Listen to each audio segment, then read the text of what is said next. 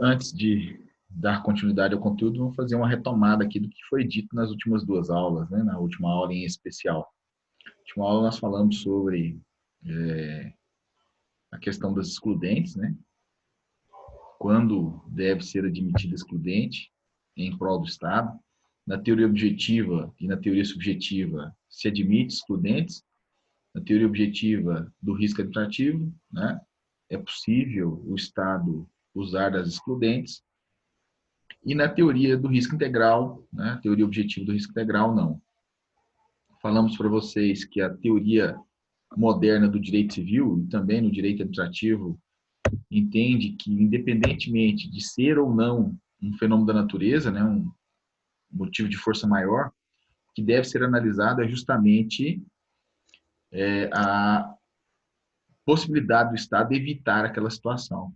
Né? Então, se era previsível e evitável, mesmo se tratando de um fenômeno da natureza, ainda assim o Estado será responsabilizado. É um ponto importante, né, que vocês devem ficar atentos a essa observação.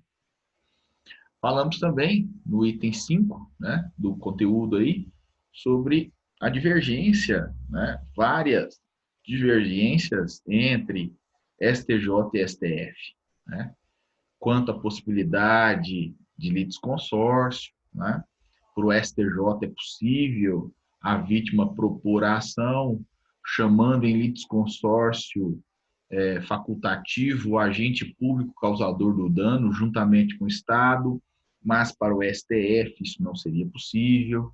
Né? Falamos sobre a possibilidade de propositura dessa ação diretamente contra o agente público, né? E, nesse caso, da mesma forma, há uma divergência, o STJ entende pela possibilidade, pelo menos parte do STJ entende pela possibilidade, já o STF entende que não é possível. Né? Falamos também, além das excludentes e dessas observações importantes, né, sobre. Acho que nós paramos aí nas causas excludentes, né? Não chegamos a entrar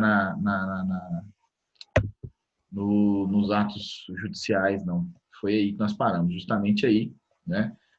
Na questão da excludente, onde nós temos que verificar, né, se a situação, mesmo se tratando de caso fortuito, força maior, nós temos a obrigação de reparar do Estado ou não.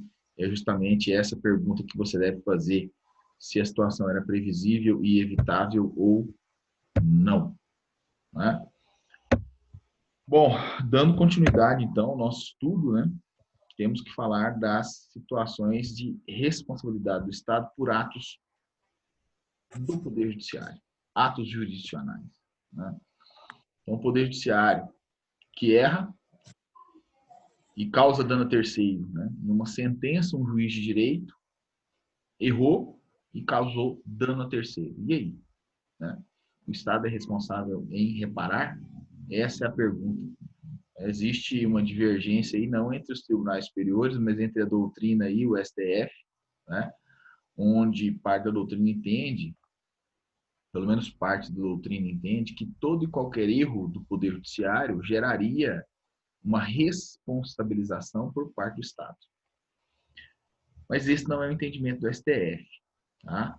O entendimento do STF é um entendimento restritivo sobre o que está previsto no artigo 5º, inciso 75 da Constituição Federal. E a interpretação feita pelo STF é que apenas e tão somente as ações, né, de natureza criminal, de jurisdição criminal, é que podem ser objeto de uma reparação. Então, os erros ocorridos em uma ação criminal podem ser objeto de uma ação de reparação. E aí a gente tem que rememorar um pouquinho, voltar um pouquinho aí no tempo e rememorar com vocês aquela classificação que a gente aprendeu lá na teoria geral do processo sobre jurisdição, né? A jurisdição é dividida em dois blocos: jurisdição criminal e jurisdição civil. Lembram disso? Dessa classificação? A jurisdição é dividida numa das formas de classificação, né? São várias as formas de classificação. da jurisdição, e uma delas é justamente essa, né? Quanto ao tema, quanto à matéria. Então, quanto ao tema, quanto à matéria, a jurisdição é dividida em jurisdição civil e jurisdição criminal. A jurisdição criminal, ela é específica, ela trata da persecução penal do Estado, né? Já a jurisdição civil, ela é residual. Tudo que não for criminal, tudo que não for criminal é jurisdição civil. Então, não existe uma jurisdição administrativa, não existe uma jurisdição nessa classificação, não existe uma jurisdição tributária, né? Existe jurisdição civil que abarca todos os demais ramos que não têm a natureza penal, criminal. E aí que está o ponto, né? Se o Supremo vem, bate martelo como já fez, dizendo que apenas as ações de natureza criminal, né, que o juiz vem e comete um erro, causa dano a terceiro numa decisão, numa sentença, é que podem ser objeto de reparação, todos os demais ramos não podem. Mas é isso mesmo, professor? É isso mesmo. Essa é a perspectiva, né, da jurisprudência. Essa é a fala do STF, ok? Bom, e aí vem um peguinha, né, que é a questão da prisão provisória. Tá joia? Então, sempre aparecem provas, tomem cuidado com a questão da prisão provisória, porque eu acabei de falar para vocês que o entendimento do STF é que os erros praticados pelo judiciário de natureza criminal podem ser objeto de reparação. E aí vamos a um caso concreto. Preste atenção aqui no caso concreto. O professor Alessandro é preso preventivamente. Então, eu sou objeto de uma prisão preventiva.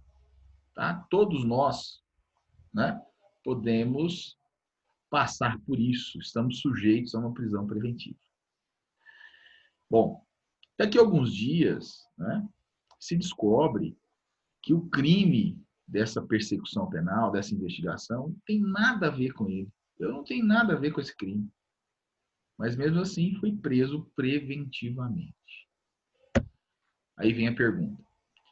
Pela prisão preventiva, cabe reparação de dano contra o Estado? Né? E a resposta é, em regra, não. Em regra, não. Tá, Maria Beatriz? Em regra, não. A prisão provisória, por si só, a simples prisão provisória, não gera o dever de indenizar por parte do Estado. Mas vamos lá, vamos aprofundar essa pergunta, vamos ampliar isso aí. Mas o Alessandro foi preso preventivamente, atendeu-se todos os requisitos, né, para prisão preventiva. Eu fui preso, né? E durante esse período se descobre que eu não tenho nada a ver com isso. Vem o Estado, juiz, né? O juiz dá uma decisão me liberando da prisão provisória. Só que eu fico preso a si mesmo, além do tempo, de forma indevida, né? Ou mesmo, né, o juiz não dando essa decisão, mas extrapolando o tempo, aí, o prazo da prisão provisória, o prazo no sentido jurídico, né? Não estou falando aqui de prazo fixado em lei, mas sim prazo previsto na jurisprudência. E eu fico ali esquecido, preso provisoriamente. Extrapolou. Se extrapolou, o Estado volta a ser responsável. Imagina a seguinte situação, Cássia. Eu estou lá preso provisoriamente, vem o juiz, dá uma decisão, um alvará de soltura, e por desleixo da escrivania criminal, eu fico sem o cumprimento desse alvará de soltura. Fico lá preso um dia, dois, uma semana, 2 semanas, ou até mais, como a gente já sabe, né, que ocorre. pelo Brasil afora. E aí, nesse caso, surge o direito de indenização. Nesse caso. Agora, a simples promoção, execução de uma prisão provisória devidamente fundamentada, né, atendendo aos requisitos de uma prisão provisória, por si só, não dá o direito à indenização. Ok? O instrumento é esse. Prisão provisória. O instrumento é esse. Não se tem certeza de crime. Não se tem. Atendeu-se aos indícios, atendeu-se aos requisitos, prisão provisória. Se está tudo ok, depois nós não vamos chorar o leite derramado, tá bom? Então vamos lá. Sobre responsabilidade por atos jurisdicionais. O Estado é responsável em indenizar pelo erro do Poder Judiciário? Depende. Qual natureza? A ação? Natureza civil, residual, geral ou natureza criminal? Se for de natureza criminal, o Estado é responsável em indenizar. Se for de natureza civil, o Estado não é responsável em indenizar. Prisão provisória. Cabe a ação de indenização? Em regra, não. Apenas quando houver excessos praticados pelo Estado e seus agentes. Dúvida até aí? Podemos seguir. Perguntas? Professor, nesse da prisão é porque é como se fosse um ato administrativo? Entendi. Como? Em relação à prisão, que ele não vai poder, que depois que for alguma prisão vai poder entrar com a ação porque ele não seria um jurisdicional, assim, seria um ato administrativo? Não, é atividade judicial, sim. Tá? É atividade judicial. Perceba, sendo atos administrativos praticados pelo Poder Judiciário, segue a regra geral, o artigo 37, parágrafo 6º. Tá joia? Aqui nós estamos falando de atividade jurisdicional. Lembra a diferença entre atividade judicial e atividade jurisdicional? Atividade judicial, aí nós temos os atos administrativos, os atos legislativos e os atos jurisdicionais. Os atos jurisdicionais é a atividade típica do Poder Judiciário. Aqui nós estamos falando da atividade típica do Poder Judiciário, não de ato administrativo. Tá? Então, a prisão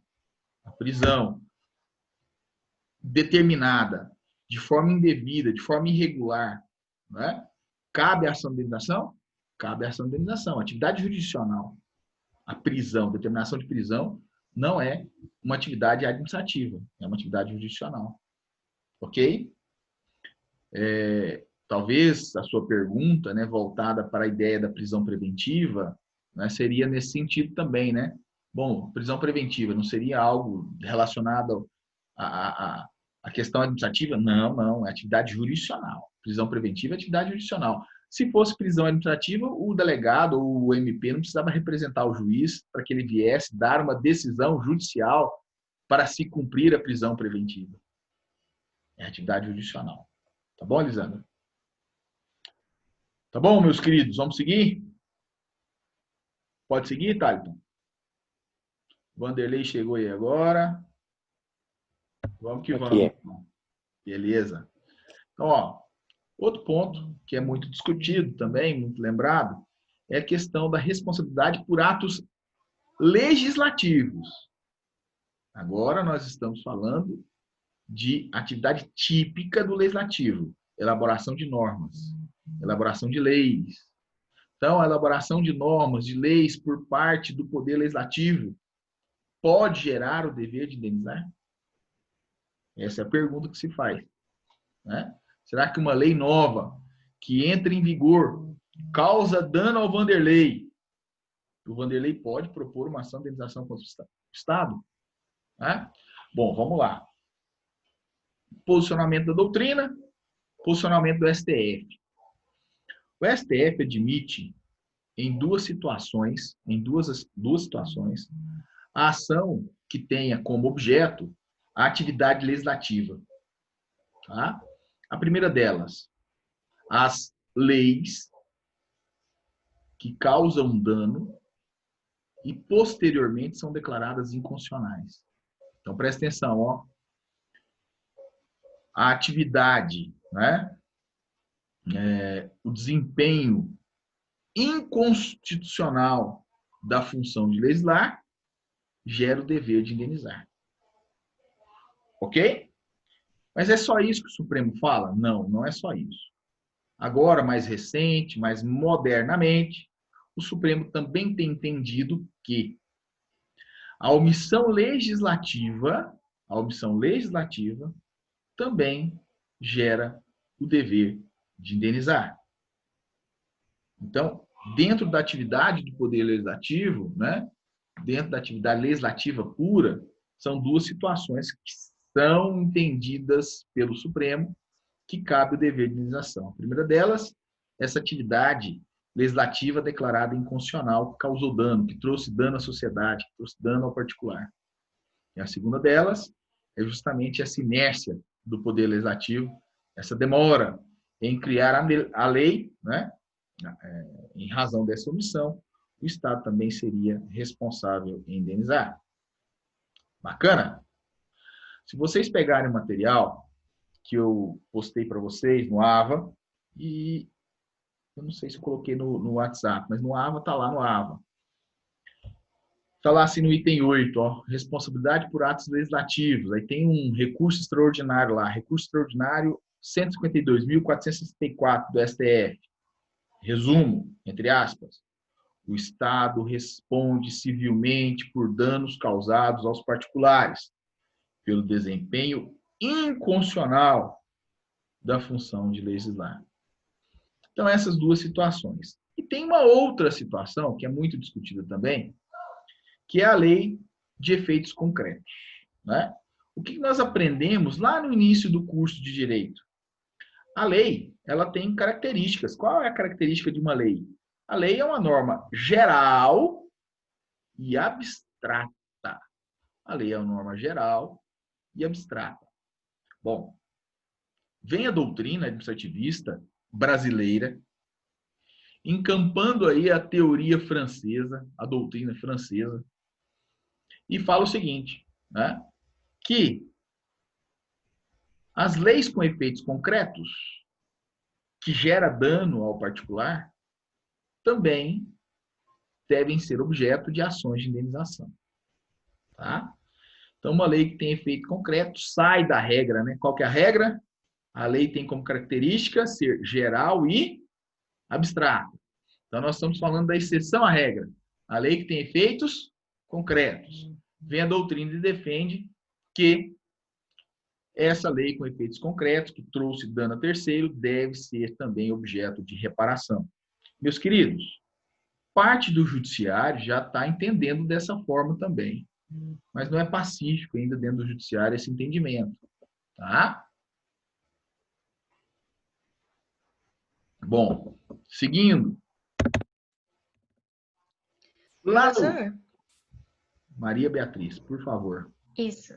O senhor pode dar um exemplo de uma lei com efeito concreto? Lei com efeito concreto é aquela que atinge o indivíduo na sua esfera pessoal. O legislador, né, faz a lei e esquece que a lei é para todos, né? E atinge uma determinada pessoa na sua esfera individual. Tá certo? Entendi. Obrigada. Nada. Se vocês estiverem atentos ao material, tem lá no item 9 algumas observações. E aí eu já vou dar a dica já para vocês. Essas observações, para quem está aí na iminência de fazer uma prova da OAB semestre que vem, com a graça de Deus, né? Ou um concurso público nos próximos meses, né? Assim que essa pandemia passar, e vai passar com a graça de Deus também, cuidado com essas observações que estão aí no item 9. Elas são muito lembradas, em especial para as carreiras de segurança pública. Certo? Então, aqueles que pensam aí na carreira, em qualquer carreira de segurança pública, prestem mais atenção ainda a essas observações. Primeira observação que está no item 9, nós já discutimos, que é a questão da omissão legislativa, né? Que o Supremo começou a entender que essa omissão legislativa, essa mora legislativa, é passível de uma ação de indenização, tendo como objeto justamente a omissão, a mora legislativa. A segunda observação que está lá são os atos de multidões. A multidão. Imagine a seguinte situação. Ó. Imagine aí na sua cabeça, Vanderlei. Imagina assim, ó, Avenida Paulista lotada. No meio da manifestação, começa uma quebradeira. As lojas, as vitrines são quebradas, são invadidas, são saqueadas. O Estado é responsável em indenizar? O que você acha, Vanderlei? O que vocês acham, né? Nesse caso, o Estado seria responsável em indenizar? Eu acredito que sim, porque o Estado tem o dever de manter a ordem, né? É patrimônio público, né? E quando for patrimônio particular? Entrou dentro da Renner, da Avenida Paulista e quebrou tudo, saqueou tudo. E aí? O Estado é responsável em indenizar ou não? A Cássia falou que sim. Acredito que sim também. Porque o Estado é responsável pela segurança. Uhum. Isadora falou que pensa da mesma forma que a Cássia. Vamos lá, então? Presta atenção. Aqui, depende, viu, Cássia? Depende. Depende do quê? Do contingente policial destacado para conter a manifestação. O entendimento dos tribunais é o seguinte: o Estado sabia da manifestação. Ele encaminhou para aquela manifestação um efetivo policial suficiente para conter a multidão? Se a resposta for positiva, o Estado fez, cumpriu com seu papel, o Estado não é responsável em indenizar. Por outro lado, o Estado foi omisso, né? O Estado não cumpriu com seu papel, não dedicou o contingente necessário para conter, né, a manifestação. O Estado passa a ser responsável. Professor, Fala, Bárbara. mas na lei fala o que seria adequado, porque o Estado pode muito bem alegar que tentou, mas não conseguiu. É sobre isso que a gente vai falar agora, Bárbara. Bacana a sua pergunta. Vocês já viram quando tem uma manifestação grande, né? E a rede de televisão A, B, C vai entrevistar ali algumas pessoas? Geralmente a rede de televisão entrevista duas pessoas. Primeiro que ela entrevista o líder da manifestação ali, o líder do partido que está promovendo aquela manifestação, o líder da central do sindical que está promovendo aquela manifestação.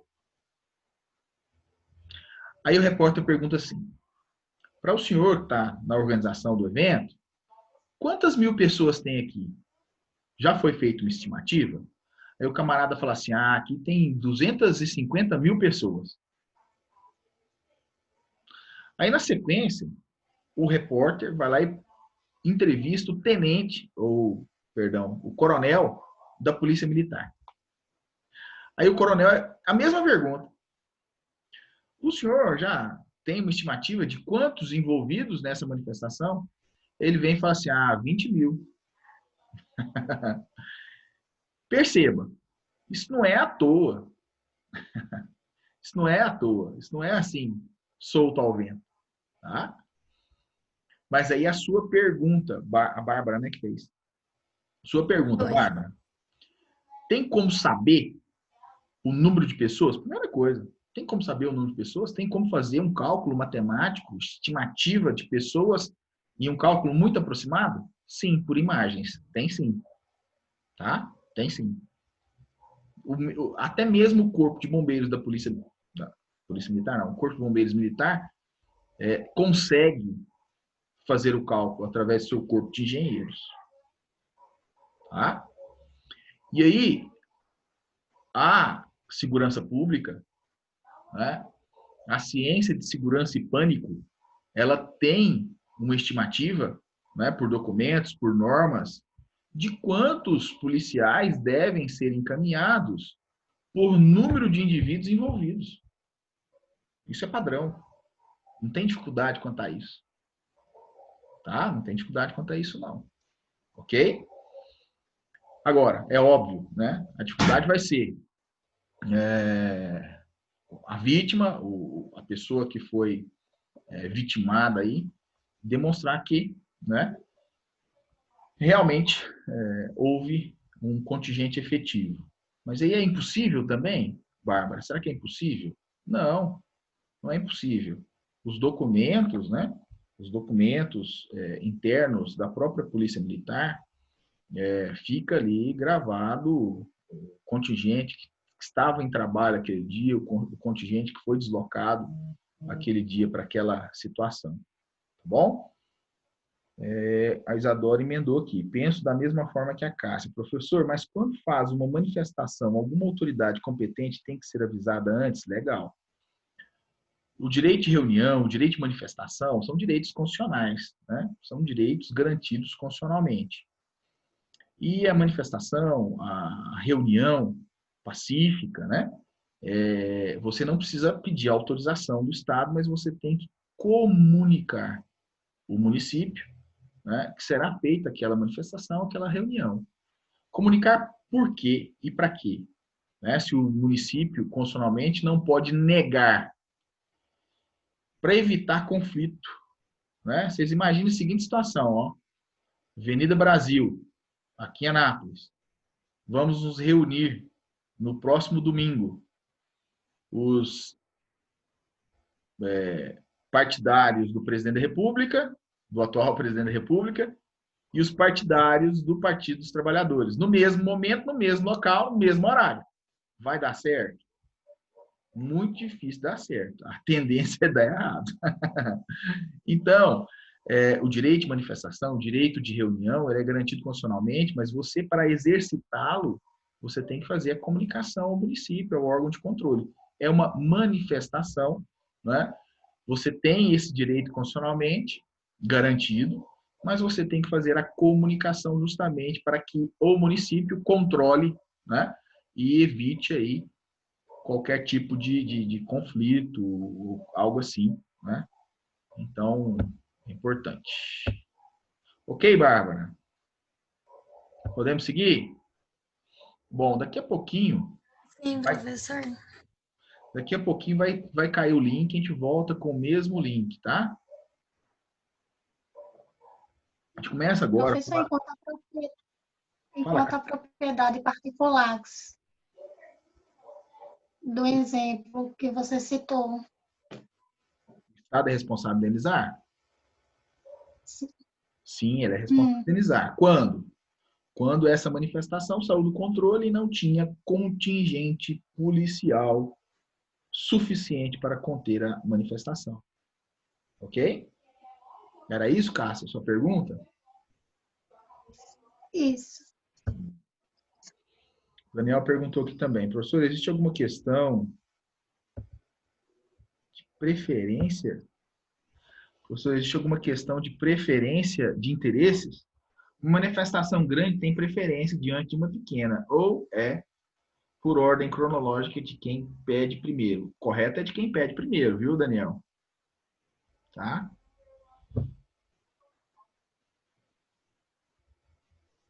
Entendi. Avisa, reticência, oitavo. Que é isso?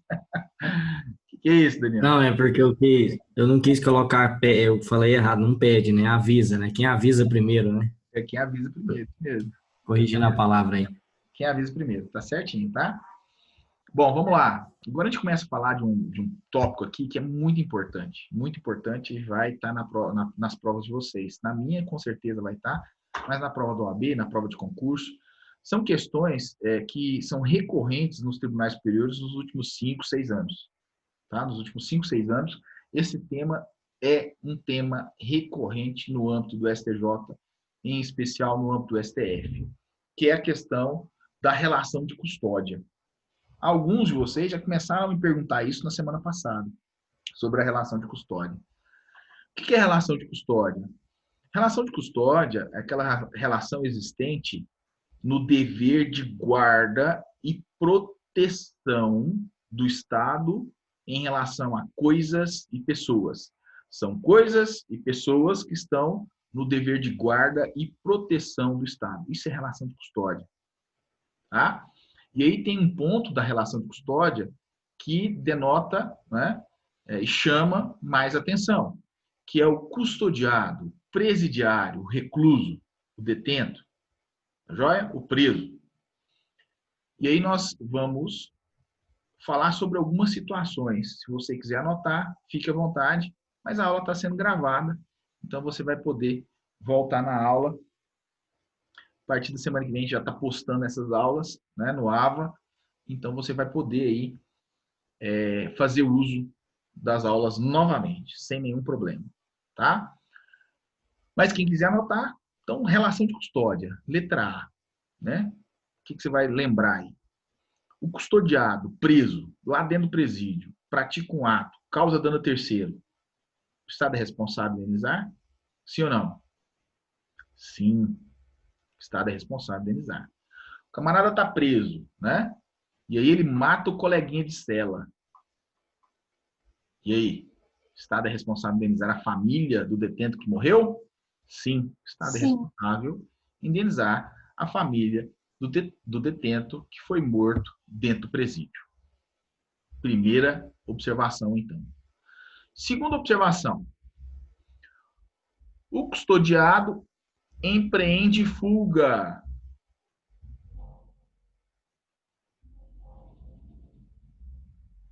Exatamente, Isadora.